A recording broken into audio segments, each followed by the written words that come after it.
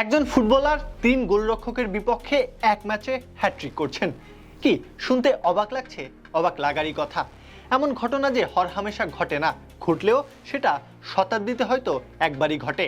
খেলা ৭১-এর নিয়মিত আয়োজন অজানা গল্পে আমি প্রত্যহ কাব্য আছি আপনাদের সাথে। আজকে জানাবো সেই বিরল হ্যাট্রিকের পেছনের গল্পটা। Martin to beat Martin Thomas with this close range shot, who beats Thomas from 2 goal.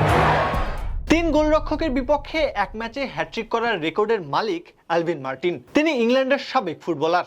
তবে অবাক করা বিষয়, তিনি কোনো স্ট্রাইকার নন, বরং গোল আটকানোই তার প্রধান কাজ, অর্থাৎ তিনি একজন ডিফেন্ডার। ঘটনাটা ঘটেছিল ১৯৮৬ সালে। মার্টিন তখন খেলছেন ইংলিশ প্রিমিয়ার লিগ ওয়েস্ট হামের হয়ে।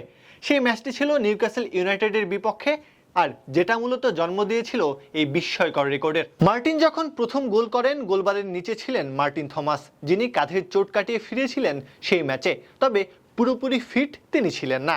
গোল হজমের পর ইনজুরিতে মাঠ ছাড়তে হয় তাকে।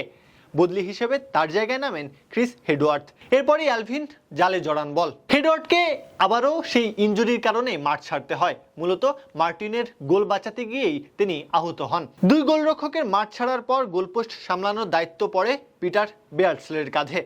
আবারও সেই মার্টিন আরও এক গোল, অর্থাৎ ৩ গোলরক্ষককে বোকা বানিয়ে আদায় করে নিয়েছেন হ্যাট্রিক। সেই ম্যাচের ফলাফলটা একটু জানিয়ে দিই। ওয়েস্ট হাম ৮-১ গোলের ব্যবধানে ম্যাচ জিতে নিয়েছিল, আর ইতিহাসের পাতায় জায়গা করে নিয়েছিলেন আলভিন মার্টিন আর তার সেই বিস্ময়কর হ্যাট্রিক। ক্রিকেট, ফুটবল কিংবা ক্রীড়াঙ্গনের যত অজানা গল্প আছে তা জানতে চোখ রাখুন খেলা ৭১-এ।